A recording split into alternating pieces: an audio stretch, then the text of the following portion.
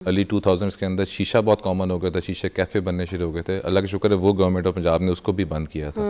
और अब शीशे के बाद अब एक नई चीज़ आई वेप, और ये सब पाकिस्तान में नहीं है जी, ये इंटरनेशनल पूरी दुनिया के अंदर आ रही ये है। अंदर जाके क्या करता है? धुआं जो होता है आपके लंग्स को तो डैमेज करता है, ठीक है, मगर और क्या क्या क्या टेंशन होती हैं? ज़रा सारी चीज़ें ज़रा खुल के बताइए एक अच्छा बार। जी, जो मिलेनियल्स थे, जो ब्लूमर्स थे, उनको तो जो हम कहते थे वो आंख बंद करके मान लेते थे।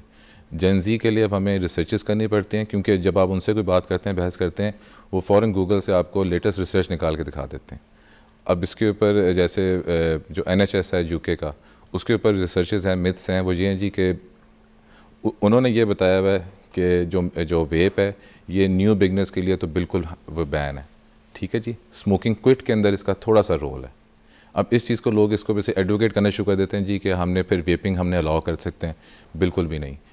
ये ऐसे ही है जी कि कोई मैं आपसे किसी से सवाल पूछूं कि आपने तीसरी मंजिल से गिरना है या आपने पहली मंजिल से गिरना है, वेप और सिगरेट का यही फ़ायदा है, यही उसमें वो जो फ़र्क आ रहा है। और जहाँ तक आपका वो था जी कि वेपिंग नुकसानदेह है, बिल्कुल वेपिंग नुकसानदेह है, और स्मोकिंग से कम नुकसानदेह है, स्मोकिंग से कम है।